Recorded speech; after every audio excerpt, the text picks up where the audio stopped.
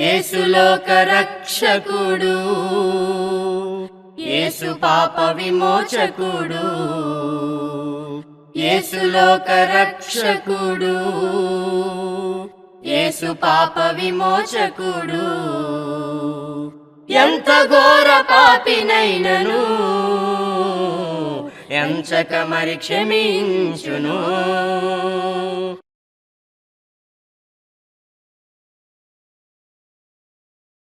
ప్రభునందు ప్రియమైనటువంటి ప్రియ సోదరి సహోదరులకు రక్షకుడైనటువంటి క్రీస్తు యేసు నామములో వందనం తెలియజేస్తూ ఉన్నాను. దేవుని యొక్క మహా దయను బట్టి, కృపను బట్టి ఆత్మీయ జీవితమైనటువంటి టీవీ కార్యక్రమాల ద్వారా మీతో దేవుని వాక్యాన్ని మాట్లాడడానికి, మనం అందరం నేర్చుకోవడానికి దేవుడు అనుగ్రహిస్తున్నటువంటి మంచి సమయాన్ని బట్టి దేవునికి కృతజ్ఞతలు, స్తోత్రములు అర్పిస్తూ ఉన్నాను. ప్రభునందు ప్రియమైనటువంటి వారులారా, ఆత్మీయ జీవితం అనేటువంటి టీవీ కార్యక్రమాల ద్వారా మీతో చెప్పబడుతున్నటువంటి సంగతుల్ని ప్రేమతో మీరు మనసు పెట్టి ఆలోచించాలని మనం చేస్తూ ఉన్నాను. ఈ కార్యక్రమాలు కొనసాగించటి కొరకు మీరు ప్రార్థనలో జ్ఞాపకం చేసుకోవాలని కూడా మనం చేస్తూ ఉన్నాం. ఈ ప్రత్యేకమైనటువంటి సమయంలో దేవుని వాక్యము నుండి ఒక విషయాన్ని మనము ఆలోచన చేద్దాం. దేవుని మీద తిరుగుబాటు పాపము అనే మాటని గమనిద్దాం. పాపము అనేటువంటి మాట గ్రంథంలో అనేకమైన విషయాలు జ్ఞాపకం చేయబడింది. ఏది పాపం అంటే బైబిల్ ఎన్నో సంగతులు బోధిస్తూ ఉన్నది. మాట వినకపోవడం పాపం, ఆజ్ఞను అతిక్రమించడం పాపం, ఇలాగ ఎన్నో సంగతులు గ్రంథం తెలియజేస్తుంది. ఈ సమయంలో మనం ఒక వాక్య భాగాన్ని ఆలోచన చేస్తూ ఉన్నాం. మోషే ఇశ్రాయేలు ప్రజలకి ఈ మాట తెలియజేశారు.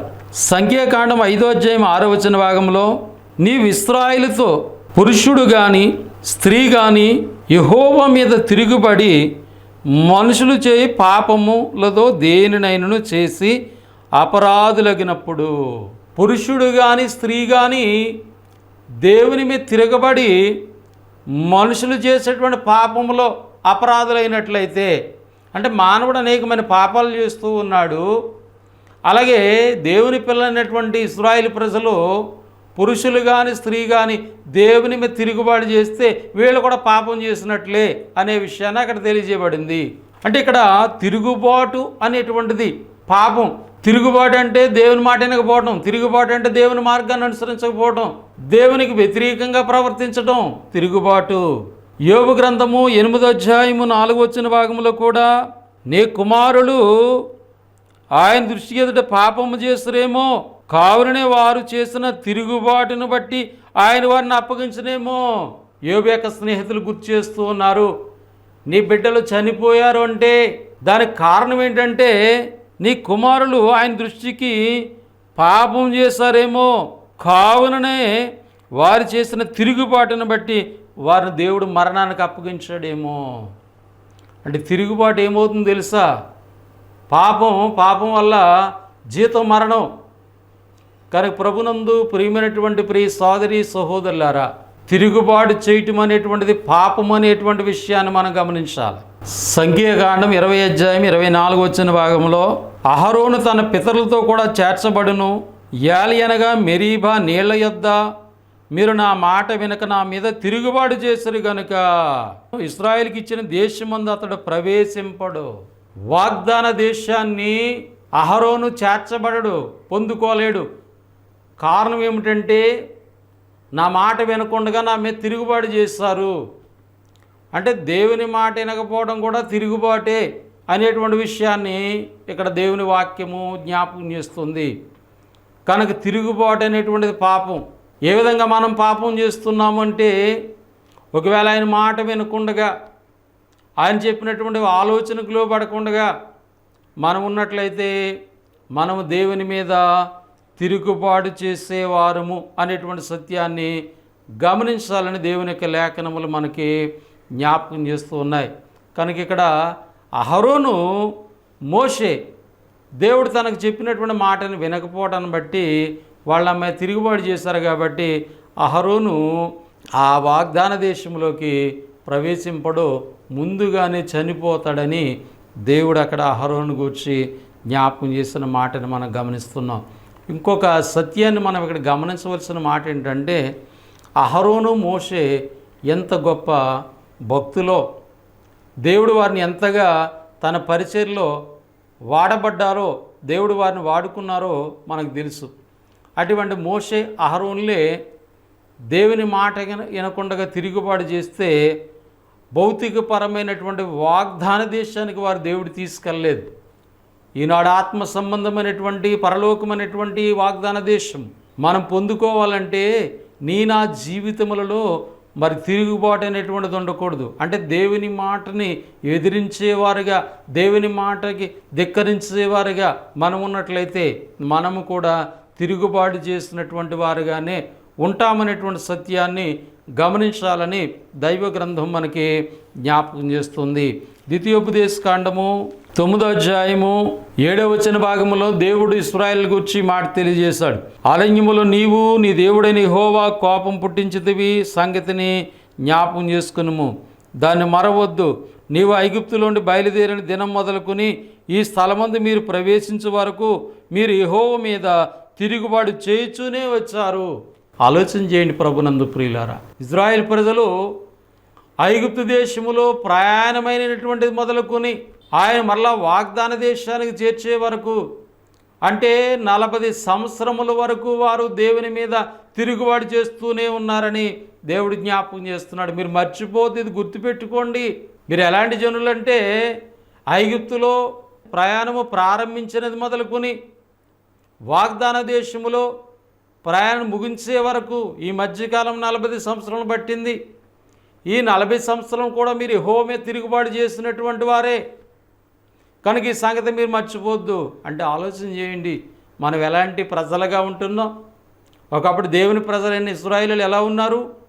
దేవుని మీద తిరుగుబాటు చేస్తూనే ఉన్నారు. వాళ్ళు తిరుగుబాటు చేసినటువంటి ప్రజలకు ఉన్నారు కనుక తిరుగుబాటు పాపము, పాపం వల్ల జీతం మరణం. అందుకే అరణ్యములో వాళ్ళందరూ కూడా రాలిపోయారు, నశించిపోయారు వాళ్ళందరూ కూడా. కనుక తిరుగుబాటు అనేటువంటిది పాపము, దానివల్ల జీతం ఉంది. కనుక ప్రియమైనటువంటి ప్రియ సోదరి సహోదరులారా, దేవుని మీద మనం ఏమైనా తిరుగుబాటు చేస్తున్నామో, ఏ విషయాల్లో తిరుగుబాటు చేస్తున్నామో మనం గమనించుకోవాలని దేవుని వాక్యం తెలియజేస్తుంది. మరొక సందర్భంలో దేవుడు వాళ్ళకి తెలియజేశాడు. యెహోషువ గ్రంథం 7వ అధ్యాయము 1వ వచన భాగంలో శపితమైన దాని విషయంలో ఇశ్రాయేలులు తిరుగుబాటు చేసరే. ఏం చేశారంటే వాళ్ళు దేవుడు శపించాడు, అది ముట్టుకోవద్దు, మీరు ఆ పట్టణంలోకి వెళ్ళి అక్కడ నాశనం చేస్తారని తప్ప అక్కడ ఉన్నటువంటి ఏ వస్తువును కూడా ఏది కూడా మీరు ముట్టుకోవద్దు, మీరు దేన్ని ఆశించవద్దు అని అక్కడ చెప్పినప్పటికి కూడా శపితమైన దాని విషయంలో ఇశ్రాయేలు తిరుగుబాటు చేసరే. ఆ తిరుగుబాటు వల్ల వారు ఓడిపోవటం, అనేక మంది చనిపోవడం జరిగింది. ఒక వ్యక్తి చేశాడు. ఇజ్రాయేల్ సమాజంలో ఆకాన్ అనేటువంటి ఒక వ్యక్తి కొంత వెండి కొంత బంగారము విలువైన వస్త్రం దాచుకుని దేవుడు శపించినటువంటి వాటిని తీసుకోవద్దన్న దాని మీద తీసుకుని దేవుని మీద తిరుగుబాటు చేశారంట. తద్వారా వాళ్ళకి చాలా నష్టం జరిగింది. ఈనాడు కూడా మీరు ఆత్మ సంబంధంగా ఆలోచన చేయాలి. ఆనాటి సమాజం, ఈనాడు సంఘములో ఎవరైనా ఒక వ్యక్తి దేవునికి వ్యతిరేకంగా తిరుగుబాటు చేసేవాళ్ళుగా, దేవుని విషయాలు తిరుగుబాటు చేసేవారికి ఉంటే ఆ నష్టం అంతా కూడా సంఘమే చూపిస్తుంది. ఎందుకంటే సంఘము ఆనాడు ఏమో సమాజము, ఈనాడు సంఘము. అక్కడ సమాజం అంతా కూడా నష్టం జరిగింది ఒకళ్ళు చేసిన తప్పిదాన్ని బట్టి. ఈనాడు క్రీస్తు శరీరం అనే సంఘములో ఉన్నటువంటి మనము చాలా జాగ్రత్తగా ఆలోచన చేయాలి. నా జీవితాల్లో దేవుని తిరుగుబాటు అనేటువంటిది వస్తే ఈ నష్టం అంతా కూడా సంఘం మీద పడుతుంది. సంఘంలో ప్రతి బిడ్డకు కూడా నష్టము, ఈ యొక్క అపరాధము పడుతుంది. కనుక మనము చాలా జ్ఞానంతో ఆలోచన చేయాలి.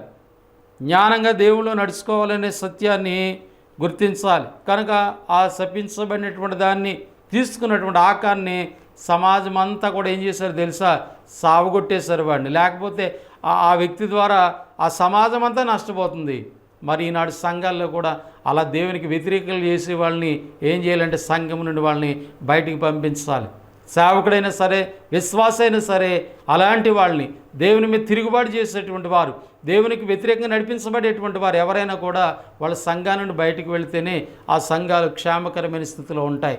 ఈనాడు ఎవరి ఆలోచన ప్రకారంగా వాళ్ళు జీవిస్తున్నారు, ఎవరి ఉద్దేశ ప్రకారంగా వాళ్ళు జీవిస్తున్నారు, తిరుగుబాటు చేసే ప్రజలకు ఉంటున్నారు, పాపంలో పడుతున్నారు. కాబట్టి సమాజానికి లేదా సంఘానికి నష్టాన్ని తీసుకొస్తూ ఉన్నారు. కనుక దేవుని యొక్క వాక్యాన్ని బట్టి మనం గమనిస్తూ ఉన్నాం. ఆనాటి ప్రజలకి దేవుడు తెలియజేశాడు, ఎవరైతే దేవునికి వ్యతిరేకమైన తిరుగుబాటు చేశారో ఆ తిరుగుబాటు చేసిన వాళ్ళని వాళ్ళు భౌతికంగా చంపేసినట్లుగా దేవుని వాక్యం నుంచి మనం గమనిస్తూ ఉన్నాం. యెహోషువ గ్రంథం 22వ అధ్యాయము 16వ వచన భాగంలో మరొక మాటను మనం గమనించినట్లయితే, యెహోవా సర్వ సమాజపు వారు చెప్పుచున్నదేమనగా, నేడు బలిపీఠమును కట్టుకుని నేడే యెహోవా అనుసరించటం మాని ఇశ్రాయేలు దేవుని మీద మీరు ఎలా తిరుగుబాటు చేయుచున్నారు. మరొక సందర్భంలో యెహోషువ తెలియజేస్తున్నాడు వాళ్ళ గురించి. వాళ్ళు ఏం చేశారంటే దేవునిని అనుసరించడం మానారు, వారు సొంత ఆలోచన చేస్తున్నారు. అది తిరుగుబాటు అని గ్రంథం చెప్తుంది. ఈనాడు కూడా సంఘంలో చాలామంది కేవలం ఆదివారానికే పరిమితం అయిపోతూ ఉంటారు. తర్వాత వాళ్ళ సొంత ఆలోచన ప్రకారంగా, వాళ్ళ సొంత ఉద్దేశాల ప్రకారంగా వాళ్ళ కుటుంబాలు కార్యక్రమాలు చేస్తూ ఉంటారు. వాళ్ళు అక్కడ దేవుని అనుసరించడం మానేసి వాళ్ళ ప్రకారంగా చేస్తూ ఉంటారు. వాళ్ళకి అర్థం కావాల్సిన విషయం ఏంటంటే, అలా చేసే కుటుంబాలకి అర్థం కావాల్సిన విషయం ఏంటంటే, నేను దేవుని మీద తిరుగుబాటు చేస్తున్నాను అని అర్థం. నువ్వు తిరుగుబాటు చేస్తావంటే నువ్వేం తెచ్చుకున్నావు అంటే పాపాన్ని తెచ్చుకున్నావు. ఆ పాప స్థితిని తీసుకొచ్చి మళ్ళా సంఘములో అనేక మందికి ఇబ్బంది కలిగించేటువంటి పరిస్థితి ఉంది. కాబట్టి ప్రభునందు ప్రియులారా ఆలోచించేయండి. ఆత్మీయమైనటువంటి స్థితిని గమనించాలి క్రైస్తవుడు. ఆత్మీయంగా ఆలోచిస్తే నువ్వు దేవుణ్ణి అనుసరించడం మానావు అంటే అన్ని విషయాల్లో నీ కుటుంబం కానీ నీ వ్యక్తిగత జీవితం కానీ దేవుని అనుసరించడం మానుతున్నావంటే, దేవుని ఆలోచన అనుసరించడం మానుతున్నావంటే నువ్వు తిరుగుబాటు చేస్తున్నావని అర్థము. తద్వారా పాపం తెచ్చుకుంటున్నామనేటువంటి సత్యాన్ని గుర్తించాలని దేవుని వాక్యం మనకి జ్ఞాపకం చేస్తుంది. ఈ సమయంలో సమూయేలు మొదటి గ్రంథం 15వ అధ్యాయము 23వ వచన భాగంలో సౌలు రాజును గురించి జ్ఞాపకం చేయబడుతుంది. సౌలు రాజు చేసినటువంటి కార్యక్రమాన్ని గ్రంథం చెప్తుంది. ఏమనంటే, తిరుగుబాటు చేయుట సోది చెప్పుటయ్యన పాపంతో సమానం. తిరుగుబాటు చేయడం దేంతో సమానం అంటండి? సోది చెప్పుట అని పాపంతో సమానము. పాత నిబంధన కాలంలో ఇజ్రాయేల్ ప్రజల మధ్య అనగా దేవుని ప్రజల మధ్య సోది చెప్పేవాడిని దేవుడు ఉండనివ్వలేదు. ఎందుకంటే సోది చెప్పడం అనేటువంటిది పాపము. సౌలు రాజు వాళ్ళని బ్రతకనివ్వలేదు. కానీ అదే సౌలు రాజు తిరుగుబాటు చేశాడు, పాపం తెచ్చుకున్నాడనే మాటని గ్రంథం ఇక్కడ జ్ఞాపకం చేస్తుంది. కనుక సౌలు ఎందుకు అలా తిరుగుబాటు చేశాడంటే ప్రజల మాటలు విన్నాడటండి. ప్రజల మాటని దేవుని మీద తిరుగుబాటు చేస్తాడు. అంటే దేవుని మాట వినలే, దేవుని ఆజ్ఞను గైకోలేదు. కనుక ఈ సమయంలో దేవుని యొక్క వాక్యం నుండి మనము కొన్ని విషయాలు ఆలోచన చేయాలని ప్రేమతో మీకు మనం చేస్తున్నాను. 15వ అధ్యాయము 22వ వచన భాగంలో, అందుకు సమూయేలు తాను సెలవిచ్చిన ఆజ్ఞను ఒకడు గైకొనుట వలన యెహోవా సంతోషించినట్లు ఒకడు దహన బలులను అర్పించటం వలన ఆయన సంతోషించిన ఆలోచించుము. బలు అర్పించటి కంటే ఆజ్ఞను గైకొనుటయు పొట్టేలు కృప అర్పించటి కంటే మాట వినుట శ్రేష్టం. దేవుని మాట వినటం శ్రేష్టం, దేవుని ఆజ్ఞను గైకొనటం శ్రేష్టం. అది దేవునికి సంతోషము. కానీ మరి తిరుగుబాటు అది పాపాన్ని తీసుకొస్తుందనే విషయాన్ని గమనించాలి. కనుక ఇక్కడ సౌలు రాజుని గూర్చి మనము గమనిస్తూ ఉన్నాం. దేవుని మాట వినలేదన్నారు, అదే సమయంలో దేవుని ఆజ్ఞను కూడా ఆయన గైకోలేదు. దేవుని మాట వినటం, దేవుని ఆజ్ఞను గైకొనటం దేవునికి సంతోషం. ఉదాహరణకి ఆదివారము ఆరాధన అనేటువంటిది మనం గమనిస్తూ ఉంటాం. ప్రభునందు ప్రియులరా, అనేక సందర్భాల్లో ఈ మాటలు మనం గుర్తు చేసుకుంటూ ఉంటాం. దేవుని ఆజ్ఞలు గైకొనటం దేవునికి సంతోషం. నువ్వు బలి అర్పించడం కాదు, కానీ దేవుని మాట విని దేవుని మాటకు లోబడ్డమే. దేవుని ఆజ్ఞలు దేవుడు మనకు అనుగ్రహించారు. ఆరాధనకి ఆజ్ఞలు ఇవ్వబడ్డాయి.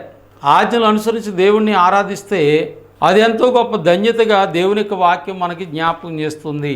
మరి ఆజ్ఞలు అనుసరించడంలో ఒక ప్రాముఖ్యమైనటువంటి మాటని మనము జ్ఞాపకం చేసుకుందాం. ఈనాడు దేవుని ఆజ్ఞలు చాలామంది చాలా తేలికగా తీసుకుంటున్నారు.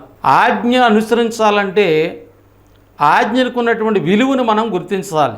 కీర్తన గ్రంథము 119వ అధ్యాయము 127వ వచన భాగంలో, బంగారము కంటెను అపరంజి కంటెను నీ ఆజ్ఞలు నాకు ప్రియముగా ఉన్నవి. బంగారము కంటెను అపరంజి కంటెను నీ ఆజ్ఞలు నాకు ఎంతో ప్రియమైనవిగా ఉంటున్నాయి అనేటువంటి విషయాన్ని భక్తుడు గుర్తు చేస్తున్నాడు. అంటే దేవుని ఆజ్ఞలు ఎంత గొప్పవంటే బంగారం కంటే అపరంజి కంటే గొప్పవి. దేవుని యొక్క ఆజ్ఞలను మనం ఎంత విలువగా చూడాలంటే, ఒక బంగారాన్ని ఎంత విలువగా చూస్తారు, అపరంజిని ఎంత విలువగా చూస్తారు. మీరు ఎక్కడైనా ఒక బంగారాన్ని పోగొట్టుకుంటే దాని కొరకు మీరు ఎంత తొందరపడతారు. ఉన్న ప్రతి విషయాన్ని కూడా విడిచిపెట్టేసి దాన్ని వెతకడానికి ఎక్కడ పడిందని దాని కొరకు మీరు వెళ్తారు కదా. అంటే బంగారానికి ఎంత విలువిస్తున్నాం మనం. ఆ బంగారం కంటే విలువైంది దేవుని ఆజ్ఞలు. అంటే ఉదాహరణకి మీకు అర్థం అవడానికి, ఆరాధన ప్రారంభం నుంచి కూడా మొదటి ఆజ్ఞ నుంచి క్రైస్తవుడు సంఘ కూడికలో పాలు పొందాలి. ఒక ఆజ్ఞను కూడా పోగొట్టుకోకూడదు. ఆజ్ఞ బంగారంతో పోల్చబడింది. నువ్వు ఎక్కడైనా ఒక బంగారు వస్తువు పడగొట్టుకుంటే ఎంత బాధపడతావు, అయ్యో అది పోయింది పోయిందని. అలాగే దేవుని ఆజ్ఞలు పోగొట్టుకుంటే అంత బాధ, అంత విలువ నువ్వు కలిగి ఉన్నట్లయితే, ఆలోచించగలిగినట్లయితే మనం ఖచ్చితంగా దేవుని మాటను లేదా దేవుని ఆజ్ఞలను మనం పాటించేవారుగా ఉంటాం. ఇంకా అర్థం అవడానికి ఉదాహరణ చెప్తాను. మీరు సంఘానికి వస్తున్నారనుకోండి దేవుణ్ణి ఆరాధించడానికి, ఈ మధ్యలో మీ వస్తువు ఏదో పడిపోయింది, విలువైన వస్తువు గుర్తొచ్చింది మీకు. గుర్తొస్తే ముందు మీరు ఎక్కడికి వెళ్తారు? చర్చికి వస్తారా? పడిపోయిన వస్తువు వెతుక్కోవడానికి వెళ్ళిపోతారా? చర్చి మానేసి ఆ వస్తువుని వెతుక్కోవడానికి వెళ్ళిపోతారు. అంటే నీ దృష్టిలో బంగారం చాలా విలువైంది కదా, ఆ వస్తువు చాలా విలువైంది కదా, కానీ ఆ విలువ దేవుని ఆజ్ఞకు ఉందనే విషయాన్ని గమనించినట్లయితే నీకు ఎన్ని పనులున్నా కూడా, ఎలాంటి సందర్భాలు ఉన్నా కూడా, అయ్యో దేవుని ఆజ్ఞను కోల్పోకూడదని ఆరాధనకి మీరు త్వరపడి రాగలుగుతారు. కనుక దేవుని ఆజ్ఞను లేదా దేవుని మాటను ధిక్కరించటం ఏంటో తెలుసండి, తిరుగుబాటు. తిరుగుబాటు ఎంత గొప్పదంటే పాపం. తిరుగుబాటు ఎలాంటిది? పాపం చేయటం. తిరుగుబాటు చేస్తామంటే మనం పాపం చేస్తున్నామని అర్థం. అంటే అతిక్రమించామంటే పాపం చేస్తున్నామనేటువంటి విషయాన్ని గమనించాలని దేవుని వాక్యం మనకి జ్ఞాపకం చేస్తుంది. నెహెమీయా గ్రంథం నుంచి మరొక విషయాన్ని మనం గమనిద్దాం. 9వ అధ్యాయము 26వ వచన భాగాన్ని గమనిద్దాం. అయినను వారు అవిధేయులై నీ మీద తిరుగుబాటు చేసి నీ ధర్మశాస్త్రమును లక్ష్య పెట్టక త్రోసివేసి నీ తట్టు తిరగవలనని తమకు ప్రకటన చేసిన నీ ప్రవక్తలను చంపి నీకు బహుగా విసుగు పుట్టించరి. ఇజ్రాయిల్ ప్రజల్లో ఒక తరాన్ని మనం చూస్తున్నాం. వాళ్ళు ఎలాంటి వారంటే, అయిన వారు అవిధేయులై నీ మీద తిరుగుబాటు చేశారు. ఏం చేశారు వాళ్ళు? నీ ధర్మశాస్త్రము లక్ష్య పెట్టక త్రోసివేశారు. తిరుగుబాటు చేయడం అంటే అర్థం ఏంటి? ధర్మశాస్త్రమును లక్ష్య పెట్టకపోవడం. పాత నిబంధన ఇజ్రాయేల్ ప్రజలకు ఇవ్వబడింది. దాన్ని వారు లక్ష్య పెట్టకపోతే వాళ్ళు ఏం చేసినట్టు అంటే తిరుగుబాటు చేసినట్టు. మరి క్రొత్త నిబంధన ఎవరికి ఇవ్వబడింది? క్రైస్తవులకు ఇవ్వబడింది. ఈనాడు క్రొత్త నిబంధనని ఎవరైనా త్రోసివేస్తే, దాన్ని లక్ష్య పెట్టకపోతే ఏం చేసినట్టు? వాళ్ళు పాపం చేసినట్టు. ఈనాడు ఆలోచన చేయండి. క్రొత్త నిబంధన సంబంధమైన విషయాలు, క్రొత్త నిబంధన నిబంధనలు ఎంతమంది ఆశ్రయిస్తూ ఉన్నారు? పాత నిబంధనలు విధానాలు, పాత నిబంధనలు సంఘ పేర్లు, సంఘాలకి ఎన్నో చేస్తూ ఉన్నారు. అంటే మీరు గమనించాలి, మీరు పాత నిబంధన సంబంధమైన విధానాలను తీసుకొచ్చి మేము క్రైస్తవులు అనుకుంటే మీరు దేవుని మీద తిరుగుబాటు చేస్తున్న వాళ్ళు. క్రొత్త నిబంధనలు సంఘమును గూర్చి, ఆరాధన గూర్చి, రక్షణ గూర్చి, సువార్తను గూర్చి, జీవితాల గూర్చి, దేవుని ఆజ్ఞల గూర్చి అన్నీ వ్రాయబడ్డాయి. కాబట్టి ఇప్పుడు మనం అక్కడ పాత నిబంధనలో వాళ్ళు ధర్మశాస్త్రాన్ని త్రోసివేశారంట. అది తిరుగుబాటు అనే గ్రంథం చెప్తుంది. ఈనాడు నువ్వు క్రొత్త నిబంధన చట్టాన్ని, క్రొత్త నిబంధన విధానాన్ని అనుసరించకపోతే మనం కూడా నిబంధనను లేదా క్రొత్త నిబంధన త్రోసివేసేవారం అవుతాం. దేవుడు యేసు లోకానికి రాకపూర్వమే ఈ నిబంధన గురించి ఎన్నో విషయాలు జ్ఞాపకం చేశాడు. ఇర్మియా గ్రంథం 31వ అధ్యాయము 31వ వచన భాగంలో ఇలా ఉంది. ఇదిగో నేను ఇశ్రాయేలు వారితోనూ యోధా వారితోనూ క్రొత్త నిబంధన చేయు దినములు వచ్చుచున్నవి. ఇదే యెహోవాకు. అది ఐగుప్తులో నుండి వారిని రప్పించుటకై నేను వారి చెయ్యి పట్టుకున్న దినమున వారి పితరులతో నేను చేసిన నిబంధన వంటిది కాదు. నేను వారి పెనిమిటినైనను వారు ఆ నిబంధనను భంగము చేసి కొనిరి. ఇదే యెహోవాకు. ఈ దినములైన తర్వాత ఇశ్రాయేలు వారితోనూ యూదా వారితోనూ నేను చేయబో నిబంధన ఇదే, వారి మనసుల్లో నా ధర్మ విధులు ఉంచెదను, వారి హృదయం అనేది దాన్ని వ్రాసెదను, ఇది యెహోవా వాక్కు. కాబట్టి ఇశ్రాయేలు ప్రజలతో కూడా అన్యజనులతో కూడా దేవుడు ఒక నిబంధన చేయబోతున్నాడు. అదే క్రొత్త నిబంధన. కనుక క్రొత్త నిబంధన యొక్క సంగతుల్ని, క్రొత్త నిబంధన యొక్క విధానాల్ని మనం అనుసరించకపోతే, దాన్ని త్రోసివేస్తే మనం కూడా ఏం చేస్తామంటే తిరుగుబాటు చేస్తున్నామని అర్థం. తద్వారా పాపము చేస్తున్నామనేటువంటి సత్యాన్ని గుర్తించాలని దేవుని యొక్క లేఖనములు మనకి జ్ఞాపకం చేస్తూ ఉన్నాయి. కనుక ప్రభునందు ప్రియమైనటువంటి వారులారా, దేవుని యొక్క మాటను వినకపోవటమే తిరుగుబాటు. దేవుడు మనకి ఇచ్చినటువంటి నిబంధనను మనం త్రోసివేయటం అంటే దాన్ని అనుసరించకపోవటమే తిరుగుబాటు అయినటువంటి విషయాన్ని కూడా మనము జ్ఞాపకం చేసుకోవాలని దేవుని యొక్క వాక్యం మనకి తెలియజేస్తుంది. కనుక ఆనాటి ఇజ్రాయెల్ ప్రజల జీవితాల్లో అనేక సందర్భాల్లో వాళ్ళు తిరుగుబాటు చేసి దేవుని మీద తిరుగుబాటు చేసి పాపం తెచ్చుకున్నటువంటి వారుగా, పాపం వల్ల శిక్ష పొందినటువంటి వారుగా అటువంటి విషయాలు మనకి గ్రంథం తెలియజేస్తుంది. ఇర్మియా గ్రంథం 3:13 భాగంలో దేవుని మాట వినకపోవటమే తిరుగుబాటు అని ఆనాటి ఇజ్రాయెల్ ప్రజలను గురించి దైవ లేఖనాలు మనకి తెలియజేస్తున్నాయి. తిరుగుబాటు చేస్తే మనం ఏం చేస్తున్నామంటే ఇర్మియా గ్రంథం 5:6 భాగంలో వారు తిరుగుబాటు చేసి బహుగా విశ్వాసఘాతుకులైరి. తిరుగుబాటు చేసి పాపం చేస్తున్నాం. మరొక సంగతి ఏంటంటే విశ్వాసఘాతుకులైపోతున్నామంట. తిరుగుబాటు పాపం అంత మాత్రమే కాదు, నువ్వు విశ్వాసము నుండి తొలగిపోతున్నావు, విశ్వాసఘాతుకులైపోతున్నాం అనేటువంటి సత్యాన్ని మరి దేవుని వాక్యం మనకు జ్ఞాపకం చేస్తున్నట్లుగా గ్రంథం మనకు తెలియజేస్తుంది. ఇర్మియా గ్రంథం 14:7 భాగంలో ఇలా చెప్పబడుతుంది, యెహోవా మా తిరుగుబాటులు అనేకములు, నీకు విరోధముగా మేము పాపము చేసితిమి, మా దోషములు మా మీద దోషోపరోపణ చేయుచున్నవి.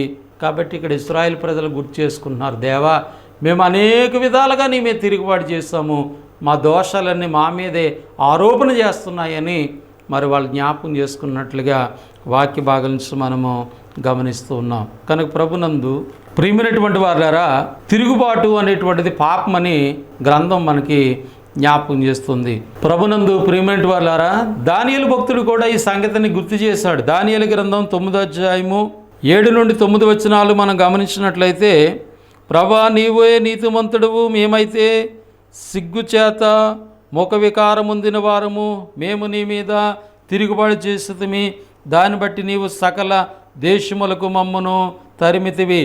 యెరూషలేములోను యూదయ దేశములోను నివసించుచు స్వదేశులుగా ఉన్నట్టు పరదేశవాసులుగాను ఉన్నట్టు ఇశ్రాయేలందరినీ మాకు ఈ దినమున సిగ్గే తగి ఉన్నది. ప్రభువా నీకు విరోధముగా పాపము చేసినందున మాకును మా రాజులకును మా అధిపతులకును మా పితరులకును ముఖము చిన్న బోవునట్లుగా సిగ్గే తగి ఉన్నది. మేము మా దేవుడైన యెహోవాకు విరోధముగా తిరుగుబాటు చేసితిమి. కానీ గుర్తు చేసుకున్నాడు ఆయన, మేము తిరుగుబాటు చేసినటువంటి వాళ్ళం మా దేవునికి వ్యతిరేకముగా, కాబట్టి సిగ్గే మాకు తగి ఉన్నది, మేము మా దేవునికి వ్యతిరేకంగా తిరుగుబాటు చేస్తామని వారి యొక్క పాపములను దానియేలు ఒప్పుకుంటున్నట్లుగా దేవుని వాక్యము నుంచి మనము గమనిస్తూ ఉన్నాం. కనుక ప్రభునందు ప్రియమైనటువంటి వారులారా, తిరుగుబాటు అనేటువంటిది పాపము అనే సత్యాన్ని గమనించాలి. కాబట్టి తిరుగుబాటుని గురించి మనం కొన్ని సంగతులు ఆలోచన చేస్తాం.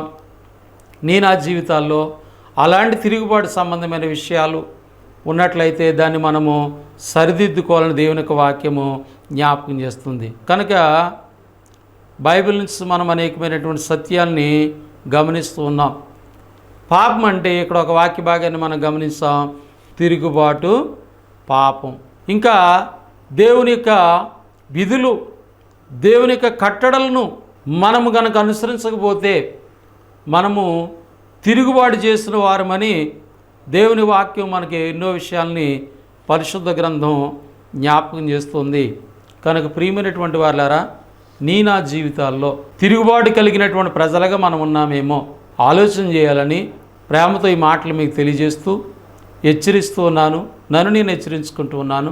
కనుక మనం దేవుని మాటలకి దేవుని ఆజ్ఞలకు లోబడే బిడ్డలుగా ఉందాం. తిరుగుబాటు చేసేవారుగా ఉండొద్దు. తిరుగుబాటు విశ్వాసఘాతుకులైపోతున్నాం.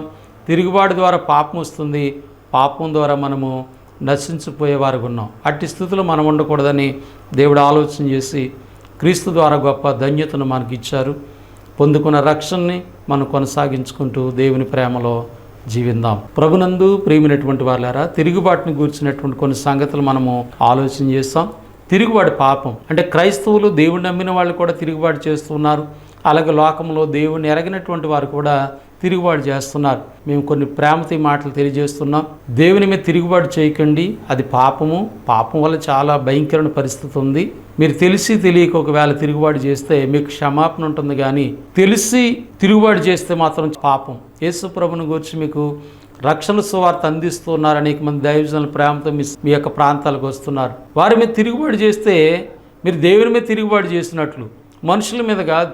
మీకు నిత్యత్వాన్ని లేదా పరలోక సంబంధ జీవితాన్ని, మీరు మరణం తర్వాత మీ ఆత్మ నరకం వెళ్ళకుండా పరలోకం చేరుకునే ధన్యతను అట్టి భాగ్యాన్ని యేసు ప్రభులో ఉన్నదని ప్రేమతో మీకు మాటలు తెలియజేస్తూ మీ యొక్క ప్రాంతాలకు వస్తున్నటువంటి దైవజనుల్ని మీకు ఇష్టమైతే వారితో సహకరించండి, లేకున్నట్లయితే వారి జోలికి వెళ్ళొద్దు. ఎందుకంటే మీరు వారికి వ్యతిరేకంగా ప్రవర్తిస్తే మీరు దేవుని మీద తిరుగుబాటు చేసిన వాళ్ళు అవుతారు.